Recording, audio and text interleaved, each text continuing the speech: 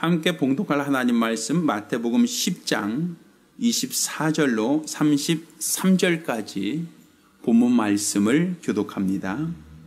제자가 그 선생보다 또는 종이 그 상전보다 높지 못하나니 제자가 그 선생 같고 종이 그 상전 같으면 족하도다.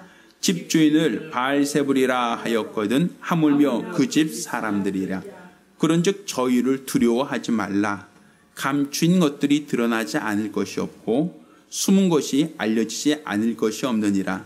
내가 너에게 어두운 데서 이르는 것을 광명한 데서 말하며 너희가 귓속으로 듣는 것을 집 위에서 전파하라.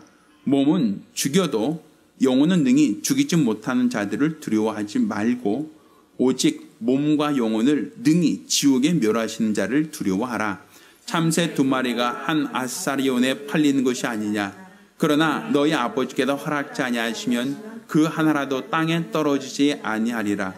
너희에게는 머리털까지 다 세신 바 되었나니 두려워하지 말라. 너희는 많은 참새보다 귀하니라.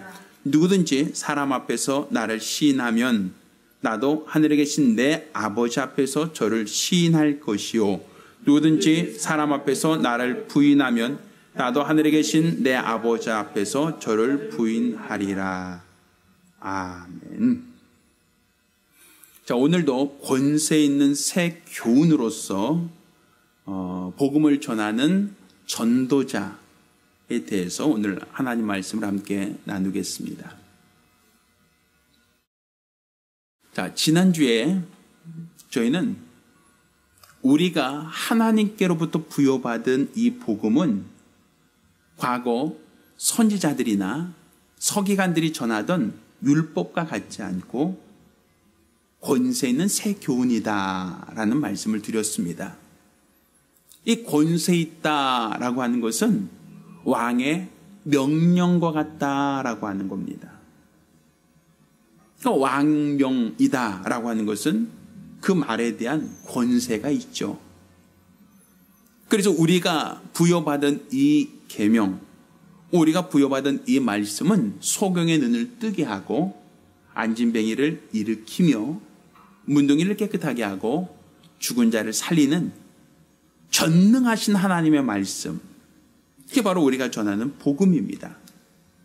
복음은 이렇게 귀신을 쫓기도 하고 병자를 일으키시기도 하고 죽은 자를 살리기도 하고 또 예수님 같은 경우는 물을 포도주로 만드시기도 하고 때로는 풍랑이는 바다를 명하여 잔잔케 하기도 하셨던 권세 있는 새 교훈이었단 말입니다.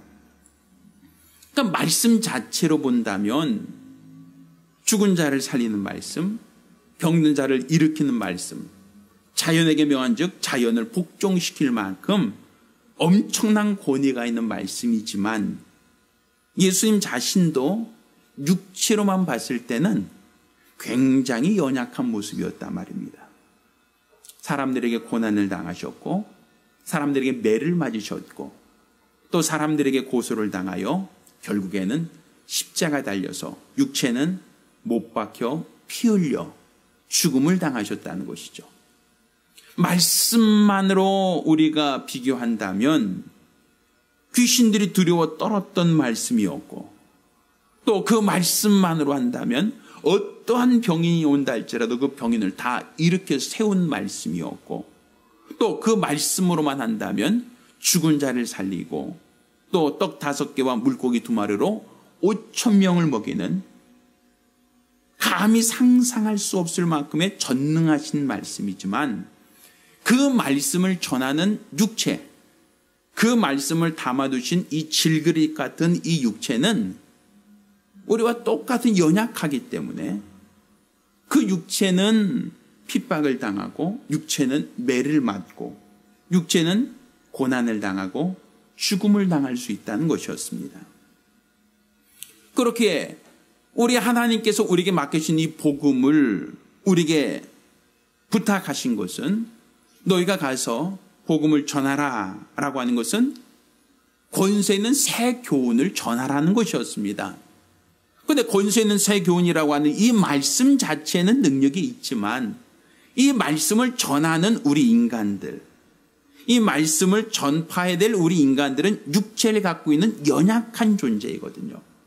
그렇게 우리 하나님께서는 내가 너희를 보내는 것은 이리 가운데 양을 보내는 것과 같다라는 말씀으로 그 사태를, 그 환경을 설명하고 있단 말입니다. 자, 이리가 우글거리는 그 굴에 양을 집어넣는다는 것은 양에게 이리와 맞닥뜨려서 이리를 다 잡아먹으라는 얘기는 아니겠죠. 양은 이리와 싸워서 이길 만한 능력이 없습니다. 날카로운 발톱이 있는 것도 아니고, 또 치아가, 이빨이 아주 강력해서 이리를 제압할 만큼의 그만한 능력이 있는 것도 아니고, 또 몸집이 공룡처럼 커서 이리들은 그냥 한 발에 밟아버릴 수 있을 그 정도 능력이 아니란 말입니다.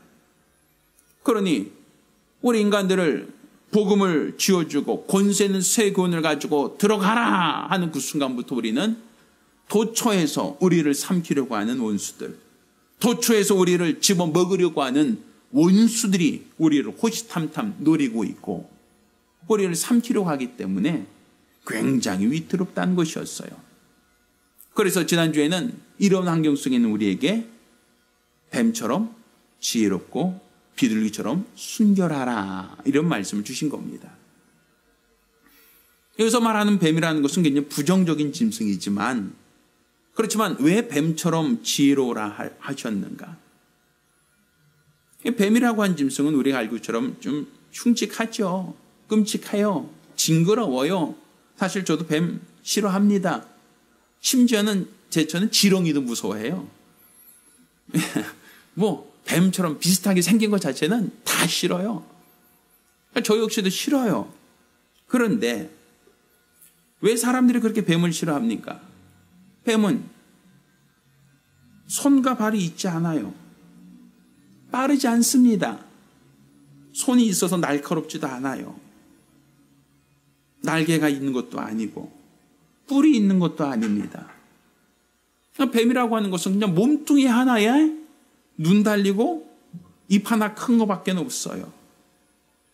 어떻게 본다면 뱀이라고 하는 입장도 본다면 뭐 고슴도처럼 가시가 잔뜩 나 있다라고 하면 함부로 못 건드릴 터인데, 뱀은 사실은 온몸을 가시로 덮고 있는 것도 아닙니다. 그냥 유일한 무기가 하나 있다면 독이 있다는 것, 물었을 때 상처를 낼 수 있는, 죽일 수 있는 독 하나 있다는 것, 그거 외에는 뱀은 몸이 갑옷처럼 아주 그냥 튼튼한 거북이 가죽등 같은 그런 몸을 갖고 있는 것도 아니고, 고슴도치처럼 가시가 잔뜩 달려 있어서 함부로 건들다가는 다 가시에 찔려버리는 그러한 몸뚱아리도 아니고, 손도 없고 발도 없고 뿔도 없고 날개도 없습니다. 그러니 기동성으로만 봐도 느려요. 걸어다니는 모습들이 그렇게 빠르지 않습니다. 게다가 날아다닐 수 없고 뛰어다닐 수 없기 때문에 사실은 천적들한테는 거의 밥입니다. 그러니까 물리지만 않으면 뱀은 금방 제압할 수 있는 존재들이거든요. 그러니 이러한 뱀들이 지혜롭다는 것은 자기들 스스로가 위기 상황에서 피한다는 거예요. 물론 여차하면 최후에는 물어서 자기가 살기 위해서 물지만, 그렇지만 웬만해 갖고는 피한다는 겁니다. 어떤 환경이 어렵거나 위급하거나 자기한테 불리하면 그냥 슥 하고 그냥 피해간다는 것이죠. 뱀처럼 지혜롭다라는 것은 결국은 너희를 해치고자 하는 이들과 맞닥뜨려 싸울 만한 능력은 없다. 네가 갖고 있는 건 복음 하나밖에 없는 것이지 네 몸뚱아리 자체가 강력해서 그들을 이길 만한 능력이 있다는 건 아니니까. 그러니까 결국은 너는 어떤 위기 상황에서 피할 수 있어야 된다라고 하는 부분이었다라는 것과, 비둘기처럼 순결하라는 것 역시도, 비둘기 역시도 날카로운 발톱이 있거나 아니면 그 역시도 어떤 맹금류에 속하는 그런 새는 아니죠. 비둘기 같은 경우도 사실은 이제 사람들이 평화의 상징으로 얘기하지 않습니까? 그러니까 순결하라는 것이었어요. 순결하라. 결국 너희가 타협하지 말라. 복음에 대해서는 타협하지 마라. 라는 부분이 바로 뱀처럼 지롭고 비둘처럼 순결하라는 얘기였습니다. 자, 이것이 지난주까지 제가 말씀드린 부분이었다면, 자, 오늘은 이와 같이 얘기합니다. 자, 그럼 너희를 핍박하는 그 주체가 누구냐? 너희를 삼키려고 하는 그 대상이 누구냐? 너희를 누가 해치려고 하느냐? 너희를 누가 없이 하고자 하느냐? 내가 너희를 보낸 것이 이리굴에 양을 보내는 것과 같다라고 했는데, 그러면 이리가 살고 있는 그 굴은 무엇이냐라고 얘기하는 겁니다. 자, 오늘 본문엔 얘기합니다. 제자가 그 상전 같고 종이 상전 같으면 조카도다. 그 집 주인을 뭐라고 한다고요? 바알세불이라 하였거든. 이렇게 표현합니다. 그러니까 바알세불이라는 건 똥집 주인, 똥파리라고 하는 부분인데, 결국 귀신이 왕이라는 것이거든요. 그러니까 결국 우리를 어디로 보내느냐라고 할 때, 이리 가운데 너희를 보낸다라고 했던 이 굴은 어디냐? 이 세상이란 말입니다. 이 세상. 이 세상은 누가 지배하고 있습니까? 세상 주관자들, 하늘에 속한 악한 영들이 활동하고 있고 영적인 주인 노릇하고 있는 그러한 곳으로 너희를 보낸다. 바로 우리가 주의 복음을 가지고 나갔던 그곳은 마치 광야같이 불뱀이 있고 광야같이 우리를 시험하는 곳이란 말입니다. 그러니 예수님께서도 침례를 받으시고 광야로 몰아내사 광야에서 40일을 줄이시며 또 시험하는 자에게 시험을 받았던 것처럼 너희도 동일한 시험을 받을 것이다 라는 거예요. 누구로부터? 바알세불, 세상 임금으로부터 시험을 받을 것이다 라는 거예요. 그러니까 집주인이 바알세불이니 그 집사람들은 누구겠습니까? 결국은 바알세불에 속한 자들이 되겠죠. 그러니까 너희를 핍박하는 자들이 누구냐라고 할 때 이 세상 임금인 바알세불, 그의 속한 자, 그의 종된 자, 또 그를 주인으로 따르는 자, 그들이 너희를 핍박한다, 그들이 너희를 미워한다, 그들이 너희를 대적할 것이다 라고 이와 같이 얘기한단 말이에요. 그러니까 우리 눈에 보이지 않지만 이 세상은 이렇게 영적인 원수가 있고 그 원수에 사로잡혀 있는 수많은 하수인들이 우리를 미워하고 우리를 픽박하고 우리를 대적할 것이다 라고 하는 얘기를 하고 있는 겁니다. 자, 그런데 그들이 오늘 본문을 보면 이와 같이 얘기하죠. 몸은 죽여도 이런 표현을 써요. 영혼은 등이 죽이지 못한 자들 두려워하지 말라 이런 표현을 쓰죠. 여기 보면 몸은 죽여도 라는 표현은 우리 육체를 공격할 수 있는 합법적인 권리를 갖고 있어도 라는 표현이란 말이에요. 그 얘기는 아담이 범죄하였을 때 하나님께서 뱀에게 이와 같이 얘기했죠. 너는 여자 후손에 뭘 상하게 할 것이다? 발 뒤꿈치를 상하게 할 것이다. 결국 너는 종신토록 배로 기어다니면서 무엇을 먹을지니라? 흙을 먹을지니라 했거든요. 결국 이 흙이라는 게 무엇입니까? 우리 육체를 뭐로 만들었어요? 흙으로 만든 육체입니다. 그러니 뱀은 무엇을 공격할 수 있다는 겁니까? 우리 육체를 공격할 수 있는 합법적인 권세를 가지고 있다라는 얘기겠죠. 그렇지만 우리가 욥기를 보면 욥은 시험하는 자 때문에 고난을 당합니다. 잘 되던 사업이 기울어지기 시작하고 그 자식들이 한날 한시에 죽어버리기도 하고 그 아내나 친구들이 다 그를 욕하고 떠나기도 합니다. 또 심지어는 그 몸에 욕창이 생겨서 얼마나 몸이 가렵고 힘들던지 기아장으로 몸을 벅벅 긁어야 할 만큼 아주 고통스러웠던 시절이 있었어요. 이렇게 시험하는 자는 욥을 시험하는데 하나님께서 욥에게 뭐라고 말씀하십니까?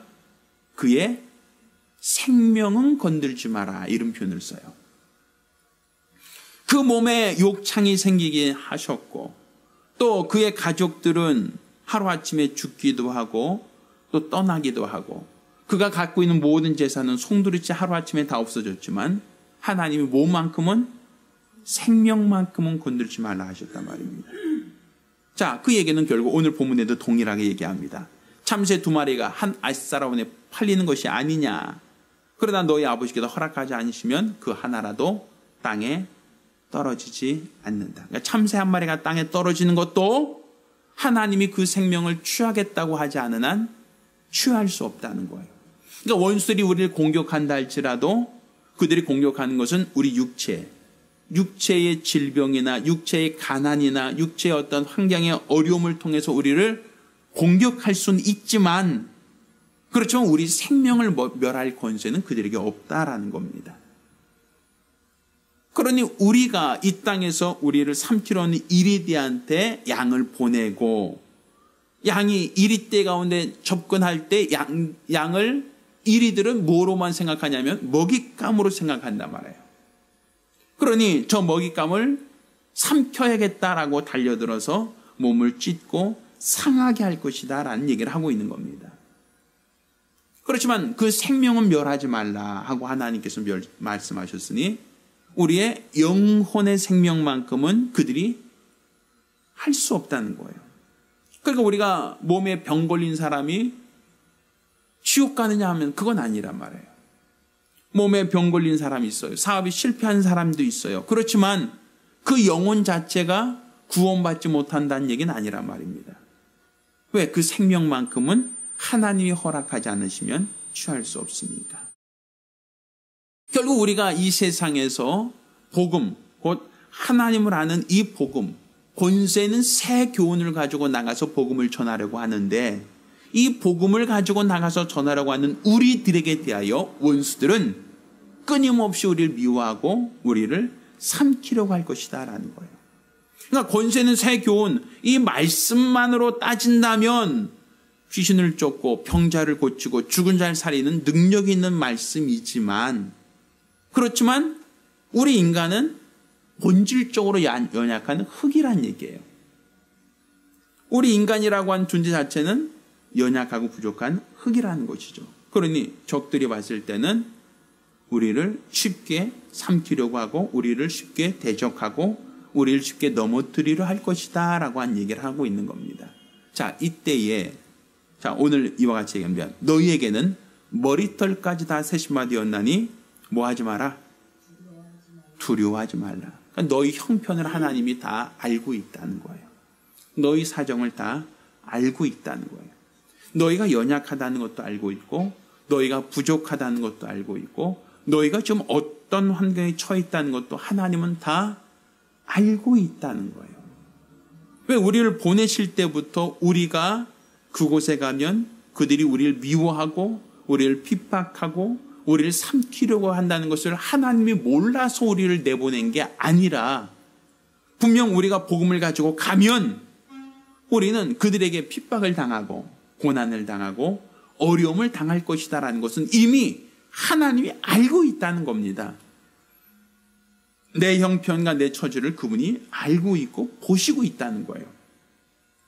그러니 오늘 본문이 뭐라고 얘기합니까? 누구든지 사람 앞에서 나를 시인하면 나도 하늘에 계신 내 아버지 앞에서 저를 시인할 것이고, 누구든지 사람 앞에서 나를 부인하면 나도 하늘에 계신 내 아버지 앞에서 저를 부인할 것이다.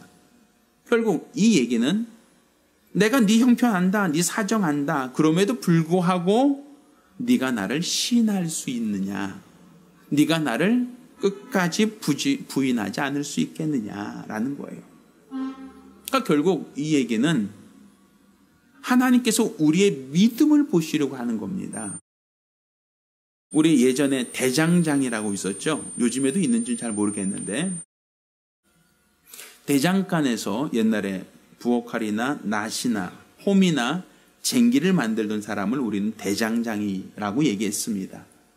그런데 그 대장장이는 어떻게 연장을 만들고 어떻게 도구를 만드는가 하면, 그 쇠, 원래 어떻게 보면 무쇠라 그러죠, 무쇠. 그 무쇠를 고로에 넣습니다. 그리고 펄펄 끓여요. 그러면 그 쇠가 다 녹아버려요. 얼마나 불이 뜨거우면, 그 불이 엄청나게 화력이 좋을 때는 쇠가 다 녹아서 그냥 도가니 같은데 그냥 물처럼 액체 상태가 됩니다. 그럼 그것을 이제는 어떤 틀에다가 쭉 버요. 그럼 그 순간 이제 그 틀 모양으로 그것이 이제 성형화되죠. 근데 그걸로 끝난 것이 아니라 거기서 빼낸 쇠를 또다시 풀무에 집어넣습니다. 풀무에 집어넣어서 뻘겋게 달궈요. 달구고 다시 꺼내서 망치질합니다. 예, 내가 원하는 모양을 만들기 위해서 두들겨요. 그리고 두들기다가 다시 물속에 치 하고 집어넣죠. 그걸 끝난 게 아닙니다. 또 다시 빼서 또 다시 풀무에 푹 집어넣습니다. 또 풀무질합니다. 북팍 북팍 하면서 바람을 힘차게 풀어넣죠. 또 그렇게 풀무질해서 쇠가 뻘겋게 달궈지면 그것을 또 꺼내다가 또 대장형은 망치로 또 뚫기 시작합니다. 이렇게 여러 번을 반복한 연후에 비로소 그 연장, 도구가 나온단 말이에요. 근데 그 연장이 나올 때 그렇게 담금질이라고 하죠.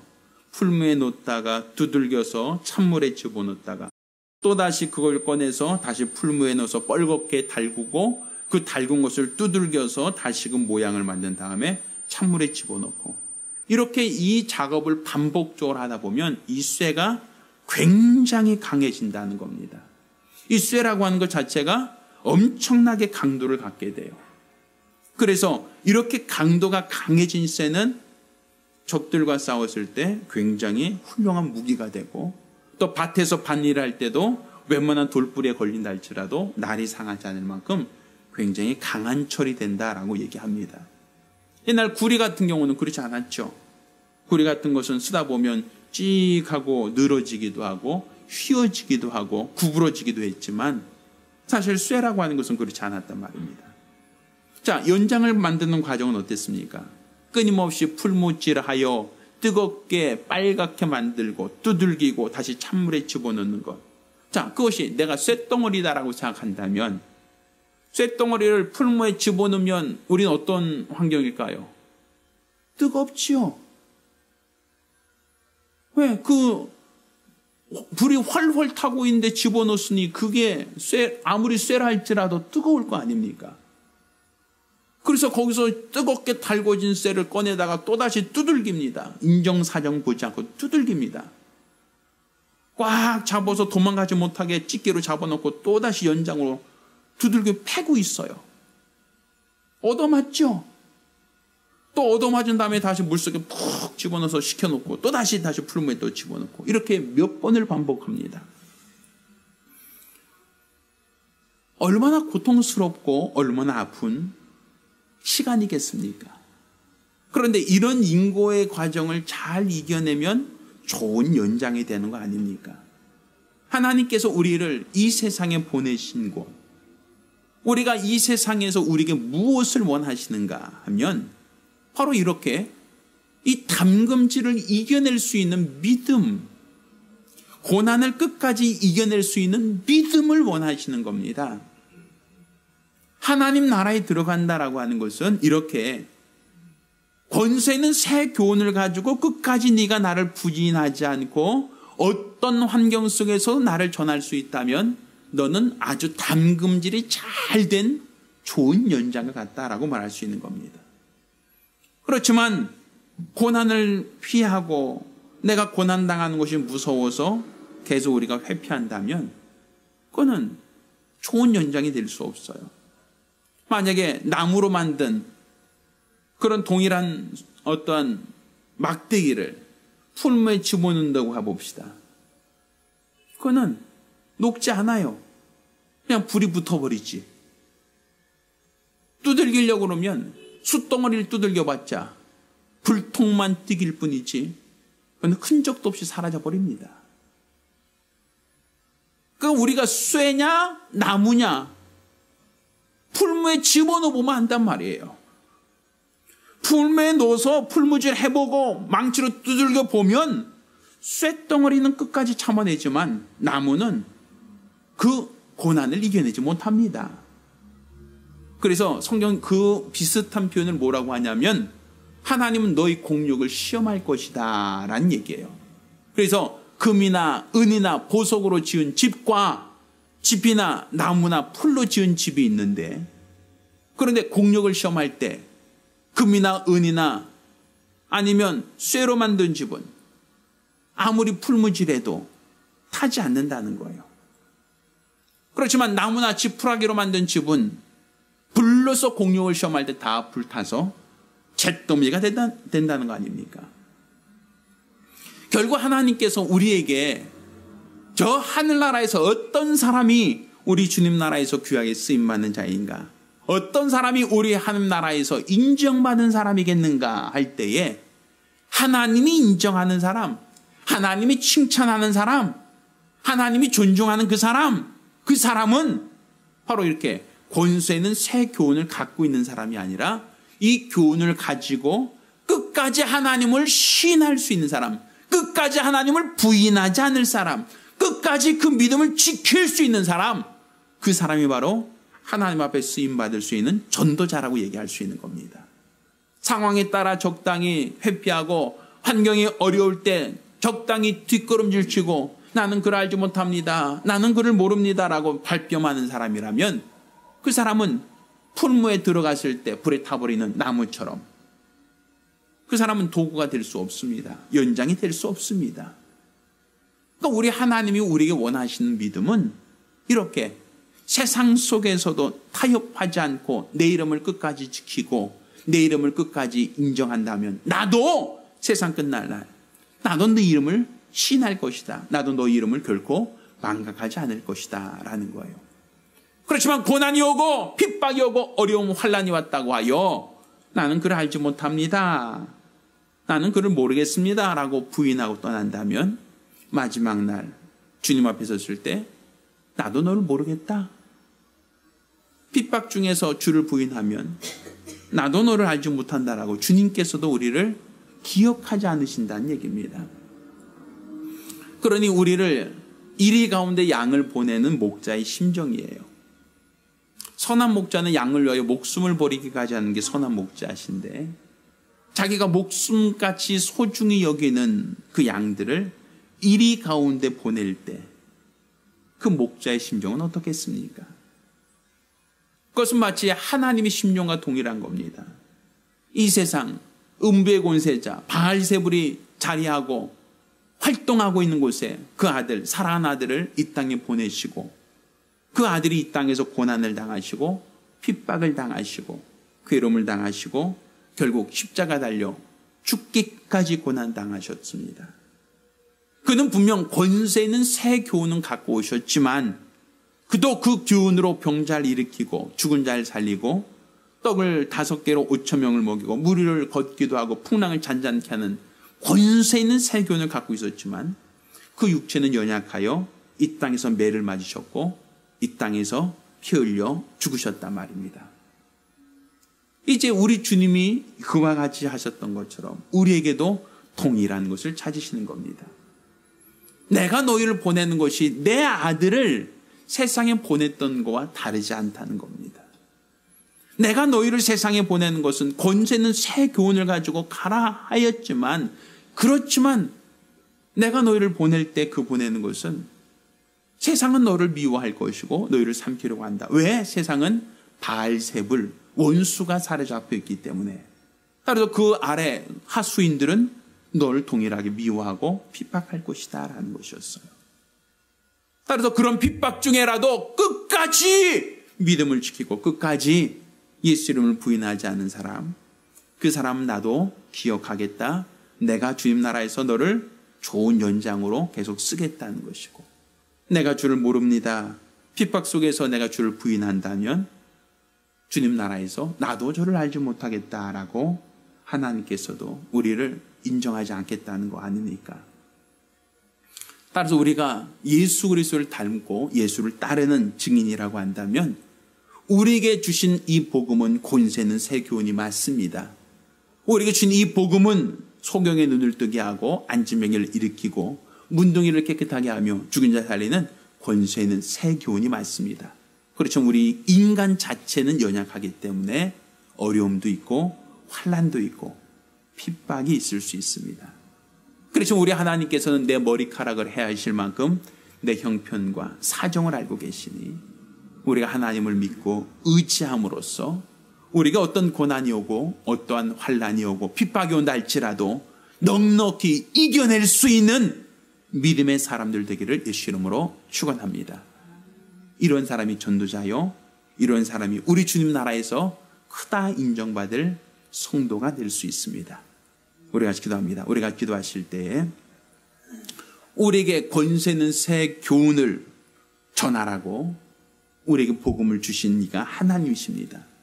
근데 우리에게 가서 전하라고 한 이곳은 바알세불이 지배하는 곳. 그의 하수인들이 우리를 삼키려고 호시탐탐 노리고 있는 광야 같은 곳이란 말입니다. 그렇게 우리가 고난을 당할 수 있고 어려움 당할 수 있지만 우리가 이 고난, 이 어려움을 등에 이기고 끝까지 주의 이름을 부인하지 않고 시인할 수 있는 믿음 갖게 달라고 간절히 사모하며 한 목소리로 기도합니다.